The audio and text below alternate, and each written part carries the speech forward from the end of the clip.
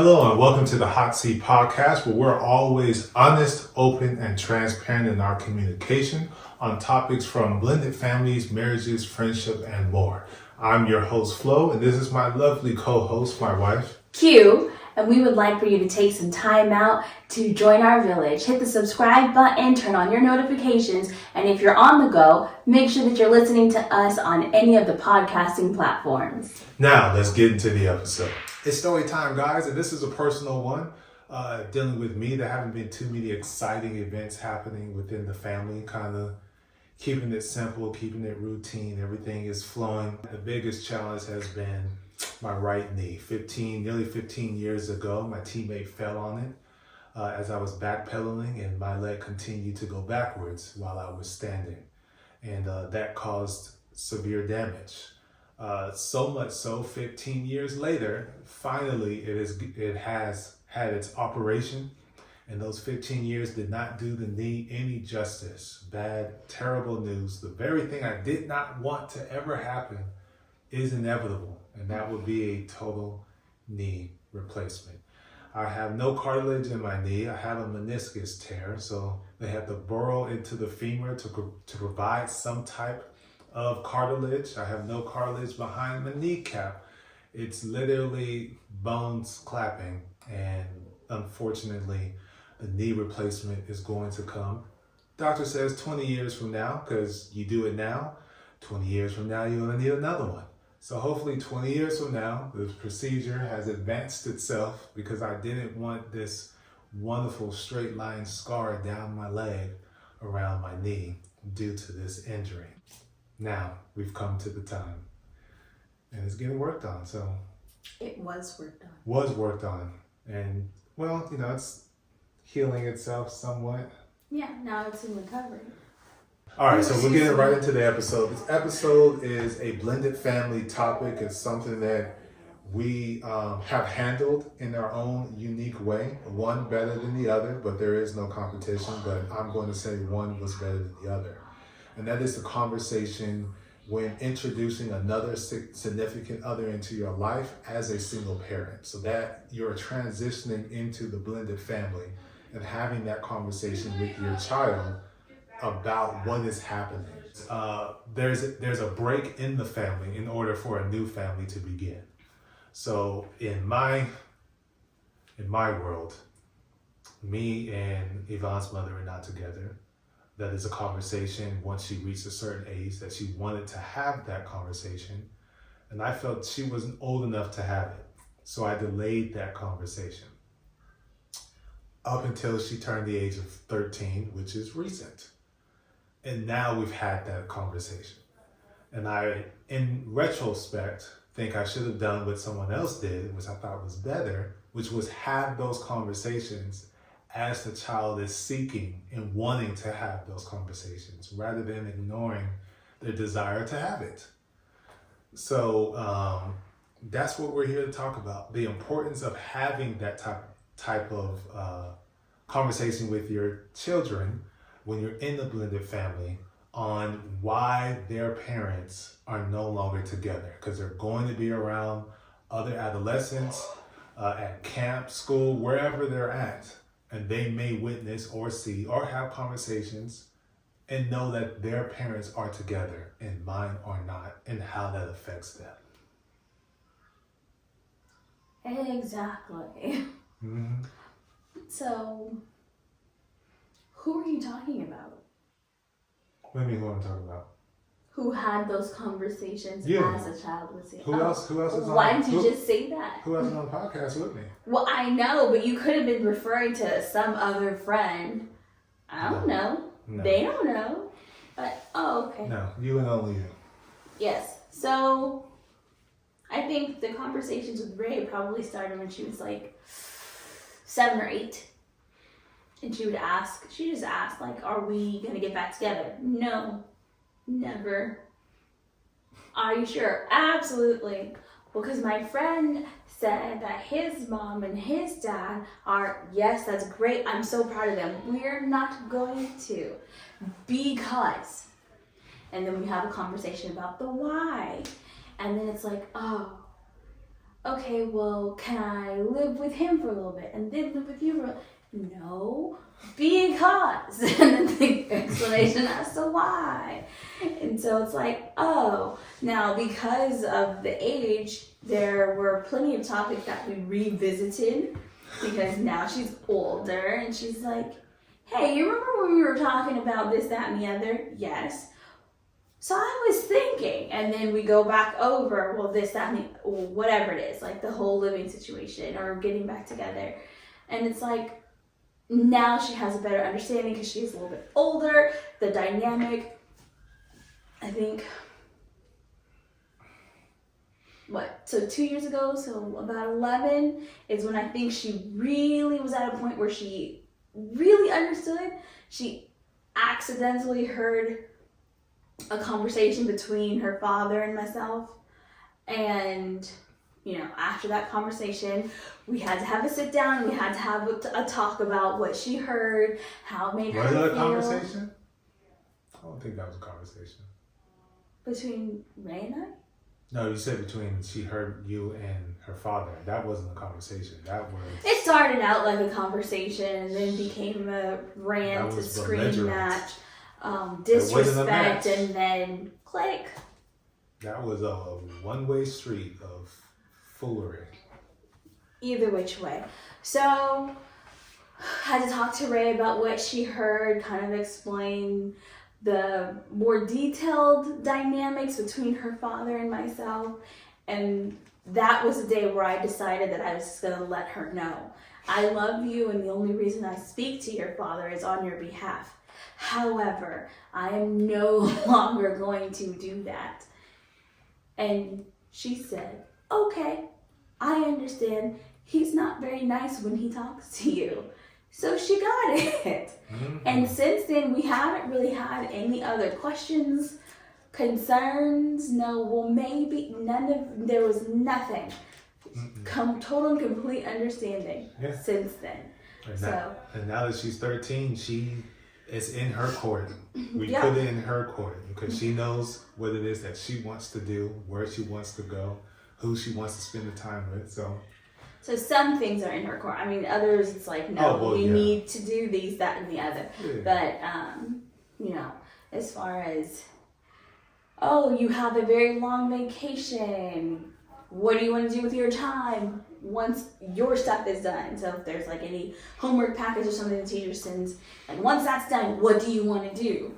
And then we go from there, which was a conversation that had to be had with her, so she knew she was having this increase in responsibility and autonomy, and then with her father, and then with her grandfather, so that they were on board and understood. Well, they didn't have to be on board. They just need to understand. Well, they were on board to this is what we're doing. This is the plan. Yeah. Rather than being in the dark. Now, again, no, they couldn't be like, I don't agree with that. Okay, don't agree with it. It's still happening. But they were made aware, and so they understood that these are her decisions. And if you do not like them, you're more than welcome to talk to her about it. Yeah.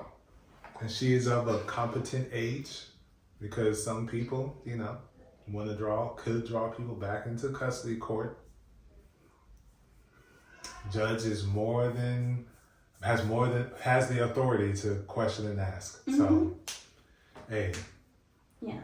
It's in your court. But yeah, I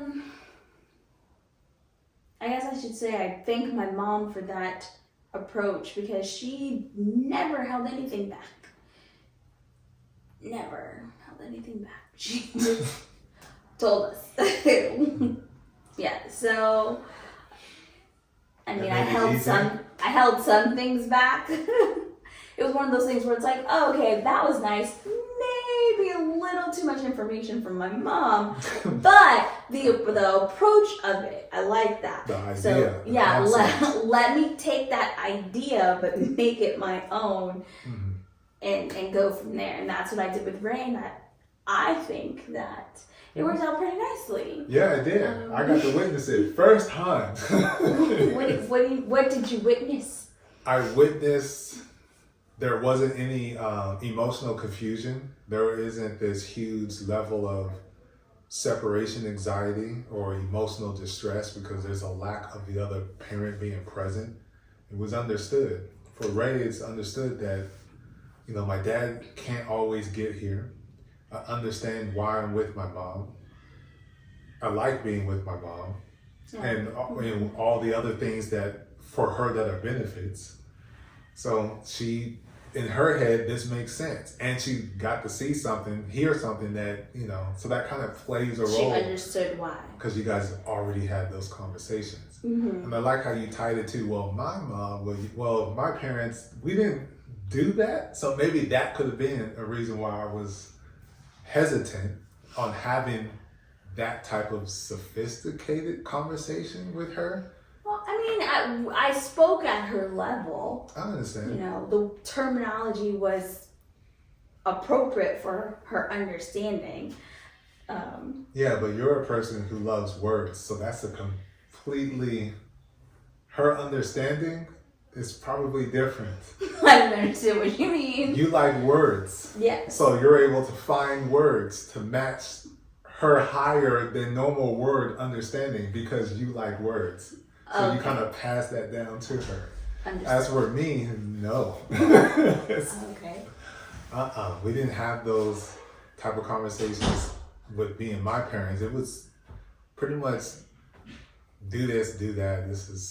There wasn't a conversation about emotions and feelings. And I mean, so I was just like, you're not old enough. That's how it was with my grandparents. Just like the birds and the bees. That didn't happen until like one of my last practices as a travel basketball player before going to college. Like nothing happened 13, 12, nothing. So we didn't have any of those engagements or conversations. So that could be why I was like, I don't know how to approach this. Wait till you're 13. Wait till you're 13. So that just gives me more time. But all the while, we know Yvonne was dealing emotionally, crying a lot about stuff. And I want my, parents together and all this stuff while we're together. Right, which I'm so glad that you brought that up because now that leads me to wonder why, seeing that your approach wasn't necessarily the most beneficial for Yvonne and the difference with Ray, why you wouldn't be like, hey, wife person who's kind of dealt with this. What do you think? How do you think? Is there something I could say? Yeah, to approach this situation because she wants to have a conversation. Yeah. Retrospect, in the moment, that was the furthest thing from my mind. Right. So then my next thing is when I came to you about it. You never came. I don't remember this. Yes, I was like, she wants to know. Like, you don't have to tell her everything, but you could tell her some stuff so that she has a better understanding. I don't remember this conversation we had in our room outside the bathroom door. I just don't. Exactly. So I'm just wondering why you wouldn't, because again, you see how it went with Ray. Yeah. And it had already been those conversations had already started. So why not start them? Why be like, I see, and it seems to be working good. No, wait till you're 13. I didn't have this epiphany then. Because then my action probably would have been different. But also at the same time. So then you didn't notice the difference between the girls? I wasn't paying attention. Oh. That's why I'm saying Rachel's playing natural. Okay, I'm just making sure. Hindsight. Yeah. And on top of that, I guess you could say it was more so about me. Because I wasn't ready to talk about that. But now she was 13 and we went through the book.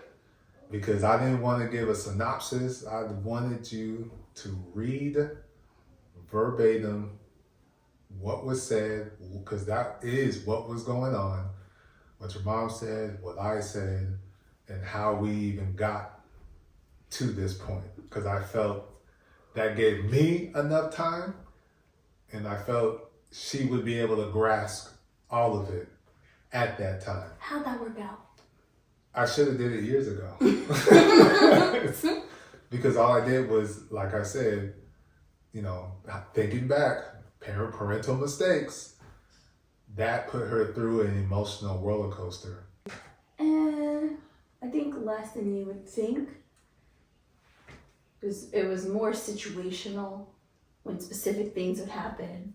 Like while we were out in the apartment and, your mom would come over and then your mom would be gone because her parenting style is so very contrary. Your mother, Gigi. Oh, my mom's parenting style is It's what? contrary to my style of parenting, like the way she shows affection and such things. And so, Yvonne having that and having had that for a long time, especially as a stand-in for her own mother, and then now it's gone, and it's like, I have you, but you're not. And her great-grandmother, too. Yeah, I got So it's kind of like, it's compounds at the that issue. moment, then it's like, and she's thinking about it. So. Yeah. Yeah. Yeah, that speaking from the experience What experience? that I've had with Yvonne. For what?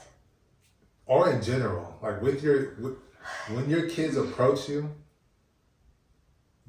more than likely they're ready to have the conversation because it's been on their mind. They've been wanting to know. Yeah. So buckle up, buttercups, and sit in that seat, have that conversation. That's my advice. Because I've even thinking about me, I wish I would have approached, because I didn't even approach. When I had certain thoughts when I was growing up with my parents, and maybe that would have made it, easier or open the eyes of my parents to be like, oh, okay, we need to have this conversation. That didn't even cross my mind because I'm over here focused on whatever it is I'm focused on as an adult, as a parent, as a father, as a husband. Just trying to meet necessities, but going deep. If I would have approached, we probably would have had deeper conversations because this is what I've been thinking about, rather than not holding it in and not getting that practice. Because now as a parent, I didn't have the practice, and so it's just like, wait till you get older. And that's all it's doing is affecting her more and more over time. So you're gonna change that with Achilles? Yeah. Achilles has an ass though.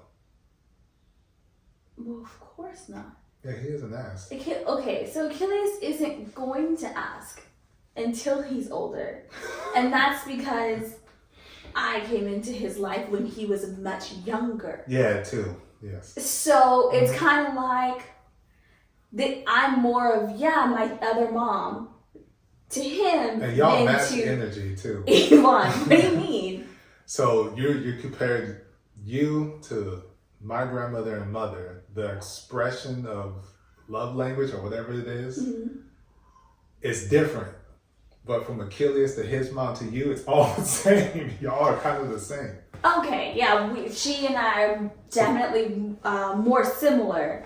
Yes. Yeah. Yes. So the thought of probably wouldn't come to him, like you're saying, until much later because it's kind of the same. Right. But yes, I will have the conversation with Achilles before he asks. Yeah, before bring he it up. asks. Yeah. Hey, son, let's talk about these things.